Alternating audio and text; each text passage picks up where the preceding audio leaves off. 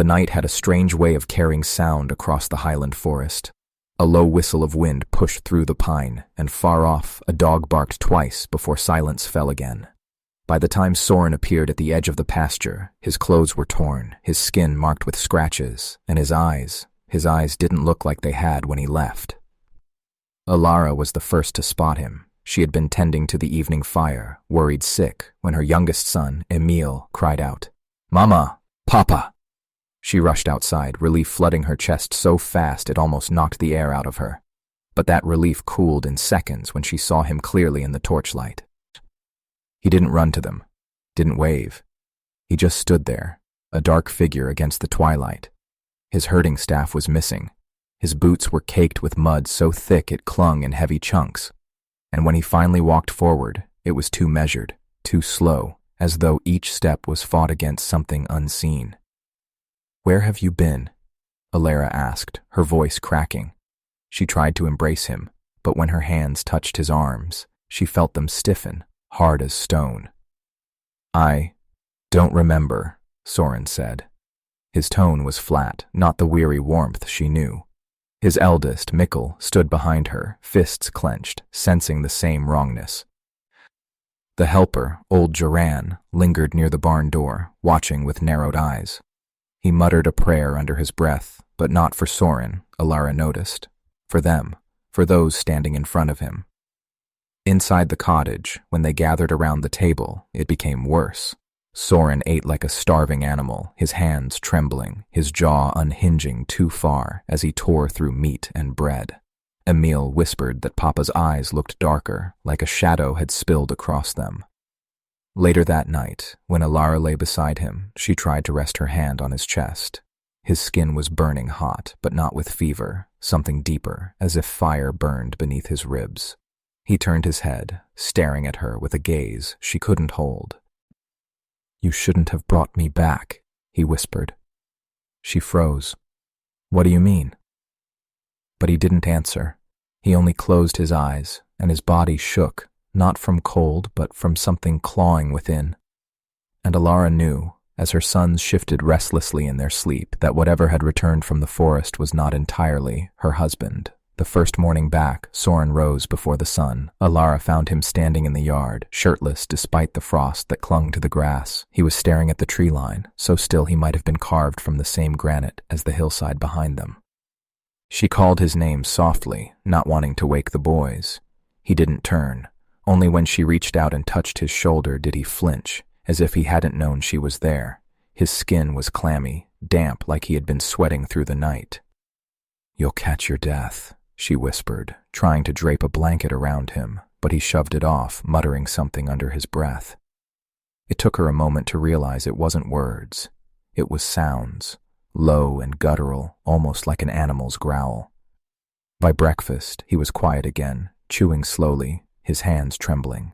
Mikkel sat across from him, studying his father as though trying to solve a riddle. Emil tried to chatter, to tell his father about the calf born while he was gone, but Soren barely looked up. Alara kept her eyes on her bowl, though she noticed Joran's silence most of all. The old man had lived through enough winters to know when something was off, and he hadn't said a word since Soren came back. Only his fingers moved, rubbing a small wooden charm he always kept on a cord around his neck. That evening, she found scratches on the inside of the barn door, deep, ragged gouges, higher than any of the goats or cattle could reach. She asked Soren about them. He shrugged. Maybe wolves. But the claw marks, they were uneven, almost like made by human nails driven too hard into the wood. The nights became worse. Soren would toss and twist beside her, muttering in his sleep, the words spilling out in a tongue she didn't know.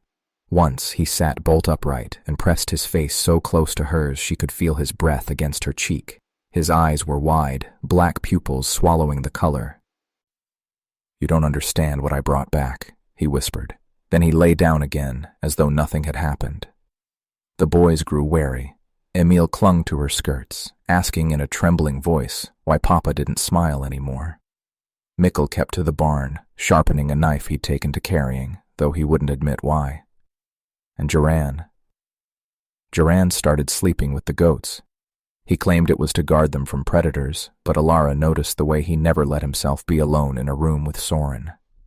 The house felt colder now, even when the fire roared. At night, Alara sometimes swore she could hear a second set of footsteps following Soren's when he paced the cottage floor. Something had come back with him from that forest, and it was still inside him, waiting, biding. The next days folded into one another with the heavy silence of a household trying not to speak its fear aloud. Soren moved through the rooms like a shadow, slow and deliberate, never seeming to rest. He took long walks before dawn, vanishing into the frost-coated trees and returning with his boots caked in mud, his face pale, eyes hollow, as if he'd stared too long at something he couldn't explain. Alara tried to busy herself with the ordinary tasks, chopping root vegetables for the pot, spinning wool by the fire, but her ears never stopped straining for the sound of his footsteps, for the sudden crack of a door or the rasp of his breathing. When he entered a room, the air shifted, as though it had grown heavier. The boys felt it too. Emil, still small enough to hide in the crook of her arm, began to do so constantly. He would hold onto her skirts while she worked, eyes darting to the figure of his father. Mikkel, older and keen with the beginnings of a man's judgment, tried to cover his unease with work. He spent more time in the barn, tending the animals with unnecessary diligence, sometimes sleeping there to make sure the goats don't get restless. At meals, the family ate quietly. Alara's voice would fill the silence, coaxing Emil to take his spoonfuls, or praising Mikkel's help with the livestock. But Soren rarely spoke. When he did, his voice carried a strange weight, as if each word had to be pressed through something resisting inside him. Joran watched most carefully of all. The old man's eyes followed Soren in that unblinking way only the weathered and cautious possess. He polished the wooden charm more often, lips moving in prayers Alara hadn't heard from him in years. At night, she noticed he stacked firewood by the door, though there was enough already indoors, as if he wanted something heavy within reach. Then came the smaller things. The goats startled whenever Soren came near, bleating and kicking at their tethers. Emil swore he saw his father crouching in the yard one night, not standing, but crouching low, palms pressed into the earth, staring up at the moon like an animal scenting the wind. When Alara confronted Soren gently, asking if he was unwell, he smiled at her, though it was a smile that carried no warmth. His lips moved, but his eyes stayed flat, black in the firelight. "I feel stronger than ever," he murmured. And yet, she saw the tremors in his hands when he thought no one was watching. She heard the teeth grinding in the middle of the night, and once she found him standing in the kitchen with a knife in his hand, blade gleaming in the lamplight. He was motionless, just holding it, his breathing shallow. When she asked what he was doing, he blinked as though waking from a dream and set it down without a word. The unease was no longer just silence. It was a weight pressing on all of them, bending their days, tightening their nights. And still no one dared say it out loud. It began with the windows. Alara noticed it first one morning while pouring water from the basin. Every window in the house had been unlatched. The shutters, which she had closed tight against the night winds, now hung slightly open, rocking on their hinges as if someone had moved through each room and left them ajar. When she asked the boys if they had done it, both shook their heads quickly. Joran only pressed his lips thin and muttered a prayer under his breath. That evening, she watched Soren walk the perimeter of the yard. His steps were measured, circling again and again, his hand brushing over the wood fence, then the barn door, then the outer wall of the house, as if counting. He did it twice, 3 times, before finally stopping. When she called his name, he looked back at her slowly, as though it took time for him to remember who she was. Mikkel came to her the next day, voice hushed. "Mother," he said. He talks to himself. Alara had heard the murmurs too, low, guttural phrases spilling out when Soren thought no one listened. They weren't words she recognized, not like any dialect spoken in their village. Sometimes it sounded like he was answering someone, though the room was empty. And there were the nights. Emil would wake shrieking, insisting that father had been standing at the foot of his bed. Each time Alara rushed in, she found the boy trembling, clutching his blanket. The door cracked open behind her. She told herself it was nightmares, but once, just once, she was sure she saw the shadow of Soren's figure slip out into the hallway. The animals grew worse. The goats huddled at the far end of their pen when he came near, eyes rolling white. A dog from the neighboring farm wandered too close one evening, and Soren crouched low to meet it. For a moment, the dog wagged its tail.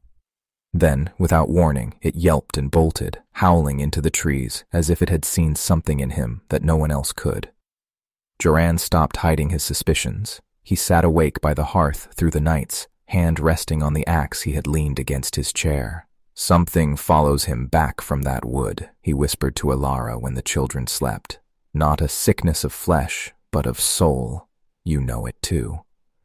Alara wanted to deny it, but in the pale light of dawn, when she found Soren's footprints pressed deep into the dirt of the yard, not leading out to the forest, but circling the house again and again through the night, she could no longer lie to herself. The dread no longer lingered quietly at the edges. It had moved into the walls, the rooms, the very rhythm of their home. It was Emil who noticed the change in Soren's eyes.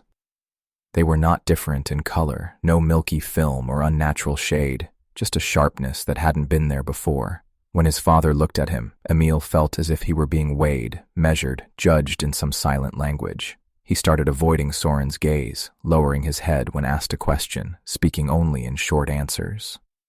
At supper, Alara noticed it too. Soren sat stiff, chewing slowly, his eyes never straying from the boys. The silence stretched long, broken only by the clink of wooden spoons against bowls. Then, without reason, Soren laughed. Not loudly, not joyfully, just a short, hollow chuckle that left the others frozen. What is it?" Alara asked carefully. He didn't answer. He only shook his head, lips twitching as if he'd heard something none of them could. Later that night, she found Emil curled in her bed instead of his own, shaking. He wasn't sleeping," the boy whispered. "I woke up and he was sitting in the corner. Just staring." Alara went to check, heart thudding, but when she looked in, the corner was empty. Soren was on his pallet, facing the wall, breathing slow and steady, yet her skin prickled with unease, because the air still felt charged, as if the corner itself remembered his presence. The incidents stacked quietly, one on another.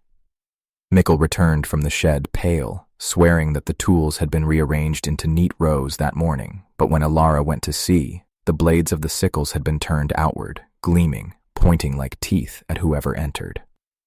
At dawn, Joran found Soren barefoot in the frost-wet yard, head tilted back, whispering to the tree line.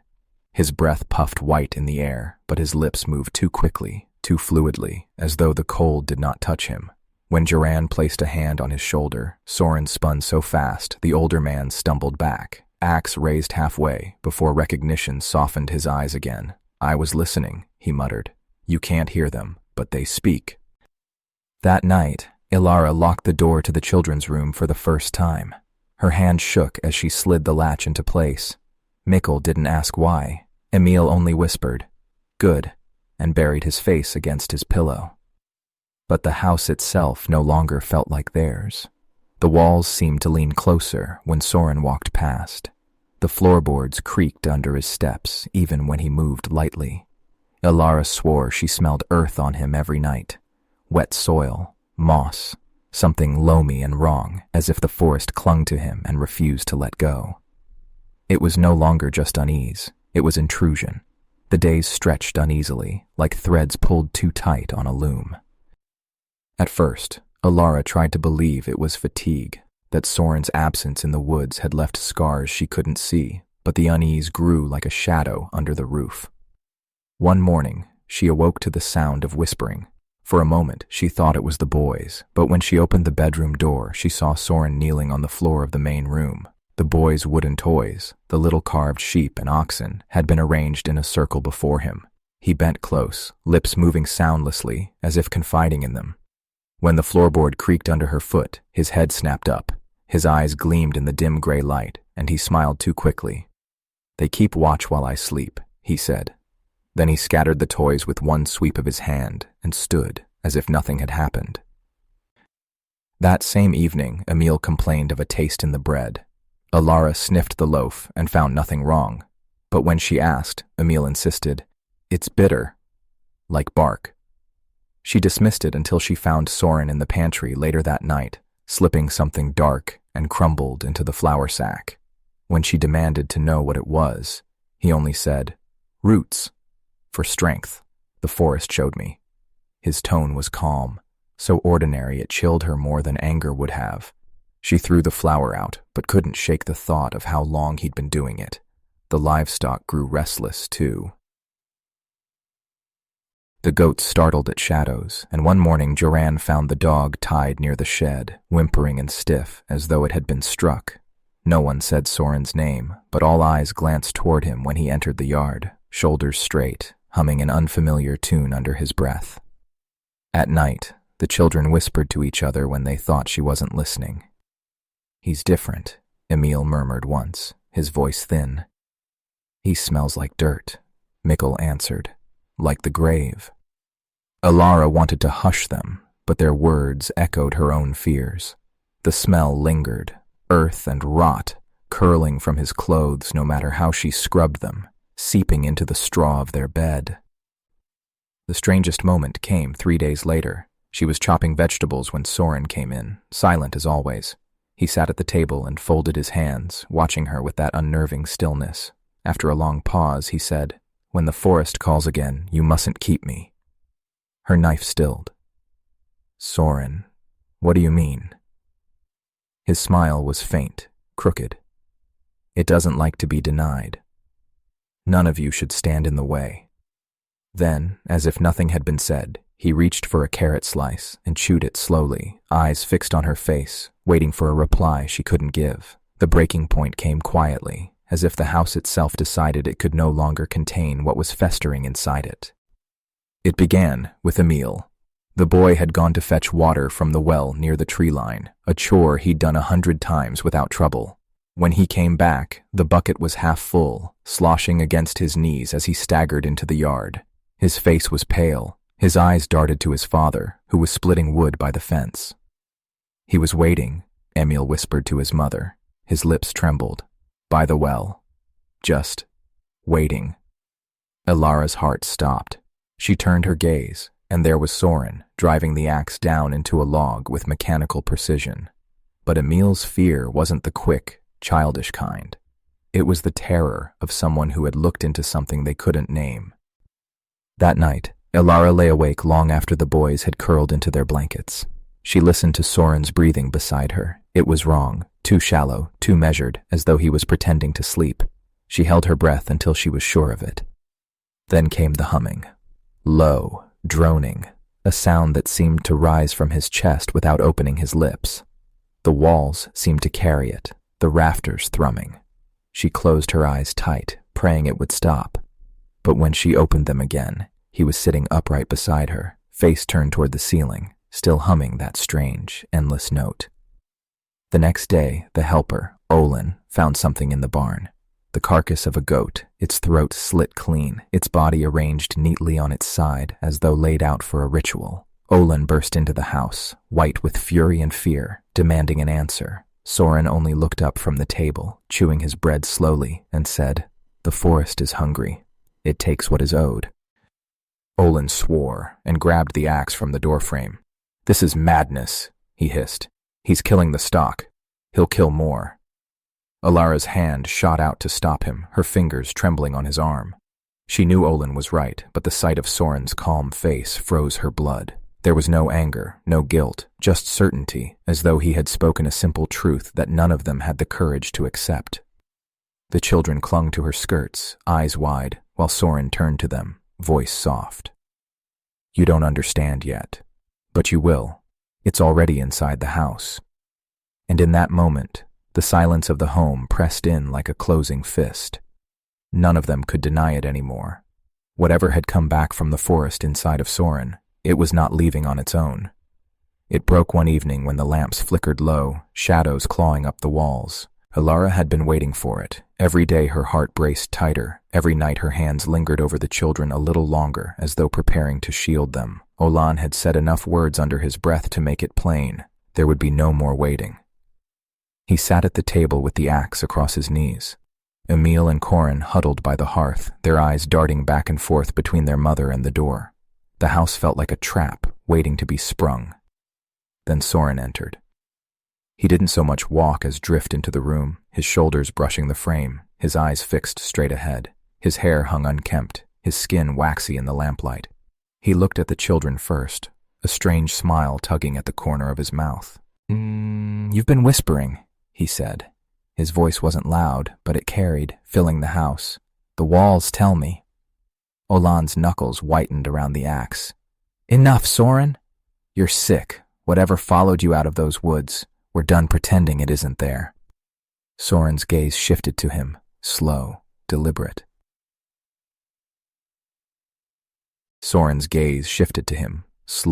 deliberate. "You think you can stop it?" He tilted his head, his neck cracking audibly. "I let it in. It lives in me now. What comes out of me is only the truth you've been too cowardly to hear." Alara stepped forward, her hand out as though she could still reach the man she once knew. "Soren, please, look at me. This isn't you. Come back." For a fleeting second his expression softened, eyes flickering as if something human stirred. But then the smile returned, wide and dreadful, and he slammed his hand down on the table hard enough to rattle the plates. The children cried out. "It's not me you should fear," he hissed. "It's the hunger, and it's already tasting you." Olin rose, the axe head glinting. "If you take another step toward them, I'll cut you down." The house held its breath. The fire crackled, the shadows swayed. Soren leaned forward slightly, his fingers curling against the wood, as though testing the tension in the air. The boys clung to each other, trembling. Ilara whispered, "Don't make us do this." Soren looked at her, and for the first time, his smile fell away, replaced with something else, something vast and alien in his eyes that did not belong to her husband. He stepped forward. Soren's boot pressed against the floorboards, the weight of that one step louder than it should have been. Olin lifted the axe but held it chest high, not yet swung, his breath ragged with the strain of decision. His jaw clenched and unclenched, and Alara could see the sweat gathering at his temple. He didn't want to strike, didn't want to make himself the one who ended what was left of Soren.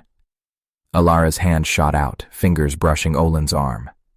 "Wait," she whispered, though her own heart hammered so hard it hurt. Her eyes fixed on her husband. She remembered his quiet laugh, the way he'd stand at the door and scan the hills for storms, the smell of wool on his clothes when he came back from tending the herds. She tried to summon all of that into her voice, to cut through whatever darkness gripped him. "Soren," she said, soft but unyielding.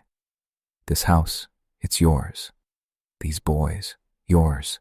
You swore to keep them safe, remember? Look at them. Look at Emil. Look at Corin. They need their father, not this thing inside you." The children clung tighter together, their wide eyes glistening with tears, staring at the man who was both father and stranger. Soren's chest rose and fell too quickly, his lips working soundlessly at first, as though another tongue wrestled behind his teeth. His gaze flicked toward the boys, briefly, painfully, and for that heartbeat, Alara saw something. Fear. The man she knew was in there, drowning. But then the veins in his neck bulged. His head jerked to the side with an almost inhuman snap, and a low chuckle bled out of him, brittle and wrong.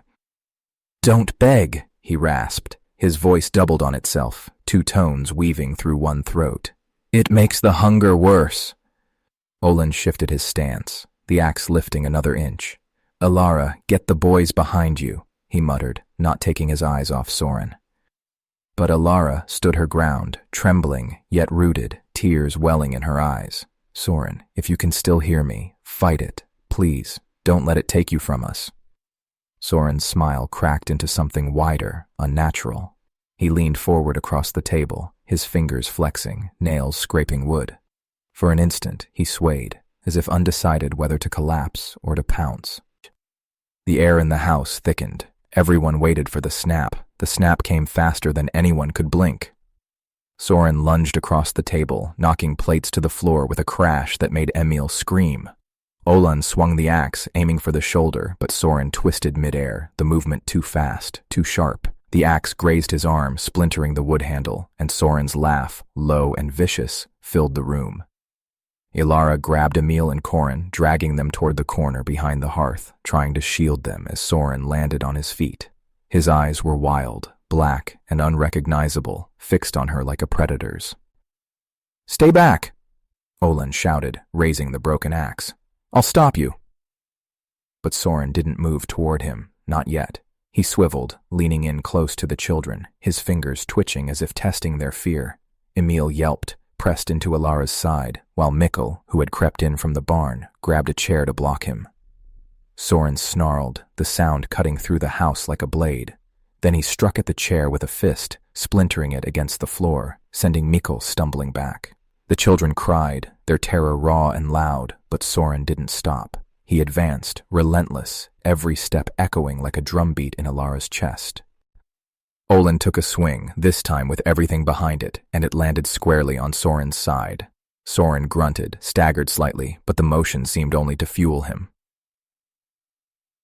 His grin widened, teeth bared, and he lunged again, faster, aiming for the doorway where the children crouched. Ilara pressed herself against the wall, shielded the boys as best she could, and shouted, "Soren! Stop! You're hurting yourself!" For a fraction of a second, his motion faltered, his eyes flicking to hers. That was all the opening Olin needed. He stepped in with the axe again, and together with Mikkel, they forced Soren back, cornering him against the far wall. But Soren's strength was unnerving, unnatural. His weight pressed into the wall, his fists slamming, his voice a guttural mix of their father and something else. The house shook under his movements, the windows rattling in their frames. Ilara held the children tight, whispering prayers over them, her own fear a roaring thing in her chest. The man she loved, or what had returned to her home in his place, was here, and the family could no longer pretend safety existed. The fight escalated in a heartbeat. Soren smashed one of the chairs across the room, splinters flying like shards of glass. Emil and Corin shrieked, pressing themselves against Ilara, but she could only hold them tighter, forcing herself to breathe through the panic clawing at her chest. Olin lunged again, axe swinging, but Soren caught the haft in one hand, as if it were nothing more than a twig. With a sudden twist, he sent Olin stumbling across the floor, groaning as his head nearly hit the wall. Mikkel grabbed a second chair, holding it like a shield, but Soren smashed it aside with a single, brutal shove, leaving Mikkel scrambling to his feet. Ilara screamed at him, "Soren! Stop! This isn't you!" For a brief instant, Soren's face twisted, a flicker of recognition in his wild eyes. But it vanished, like smoke. His muscles tensed, and he struck again, barreling toward the children. Ilara had no choice but to shove them behind her, arms outstretched. The force knocked her to the floor, and she felt the heat of Soren's body as he passed, his hands swiping at anything in reach. Olin scrambled to his feet, blood running from a split brow, and together they pushed Soren back toward the far wall. He bellowed, a sound that was more animal than man, pounding his fists against the plaster, sending dust raining down. The walls shuddered, the floorboards creaked as if they might give way beneath him. Mikkel, shaking but determined, grabbed a heavy pot from the hearth and swung it, connecting with Soren's arm. He roared, more in fury than pain, and slammed the boy back. The room became a chaotic blur, screams, the crash of furniture, the dull thud of fists against wood. Ilara realized the fight wasn't about winning. It was about surviving long enough to protect the children. Every second they delayed, every strike they managed to land, was just enough to keep him from reaching them. She leaned low, whispering words of comfort to the boys, keeping their heads pressed against her, telling herself they were the reason she could endure the chaos. Soren's breath came fast, erratic, and even through his monstrous strength, they saw small flickers of hesitation, tiny, almost imperceptible. Olin caught it and shouted, "We hold him here. We hold him, and we don't stop." The room shook as Soren lunged again, but now Ilara could see the battle waver, the impossible endurance of the thing inside him flickering under their desperate resistance. The fight dragged on, each second stretching impossibly long. Soren's attacks became wilder, more uncoordinated, his strength still terrifying but less precise. He tore splinters from chairs, hurled them like missiles, and swung his fists at anything that moved. Olan and Mikkel stayed just ahead of him, keeping him pinned near the far wall, blocking his access to the children with their own bodies. Ilara crawled low along the floor, dragging Emil and Corin toward the back door. Their small hands clutched hers, trembling, but she whispered over and over, "Almost there. Almost safe. We'll get out." Soren whirled suddenly, his eyes catching hers. That flash of something human returned for just a heartbeat, and it froze her blood. He roared and lunged, faster than before, knocking Olan to the floor. Mikkel barely managed to shove him sideways with the last chair. Ilara's heart pounded. She realized the only way was to separate him from the children, to lure him away, even if it meant drawing the brunt of his fury herself. She rose to her knees, keeping herself between Soren and the boys. "Soren, look at me." "Isan," she shouted. "I'm here. It's me. Listen to me." He hesitated, head tilting, sniffing at the air as if detecting something in her voice. That moment was their opening. Olan scrambled to his feet, grasping the axe again. Mikkel grabbed a thick wooden beam from the hearth, wielding it like a club. Together, they shoved and pressed against Soren, forcing him into the narrow hallway that led away from the children. Soren thrashed, roaring, his claws scraping the floor. Dust and splinters flew. Ilara pressed herself against the wall, holding the boys tightly, counting their breaths as she whispered, "It's almost over, almost over." And then, as if the fight had finally burned out some of the unnatural energy inside him, Soren's movements slowed. His swings became less forceful, more hesitant. His growls turned to harsh, rasping breaths. Olan and Mikkel pressed forward with everything they had, holding him pinned. Soren's body sagged against the wall.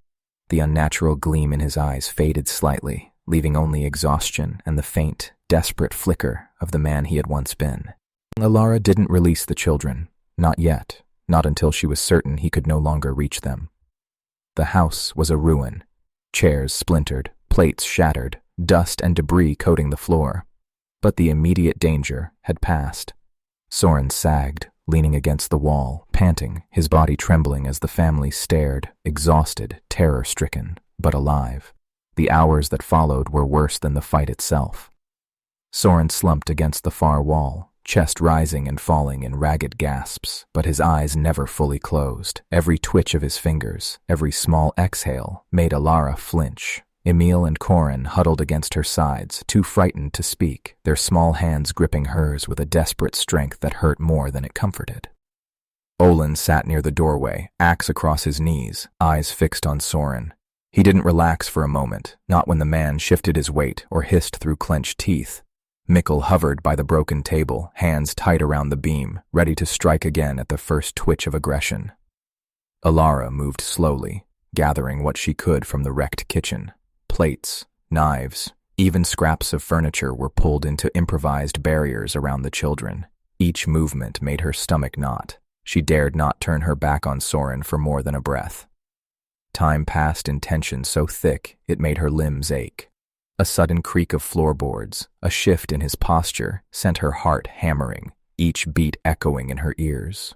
Soren's eyes sometimes flicked open, dark pupils scanning the room with a predator's focus. He didn't speak, but his gaze alone seemed to measure their fear, test their resolve. The children whimpered quietly, curling tighter against her. Emil whispered, "Mom, he's still in there. He's still, like before."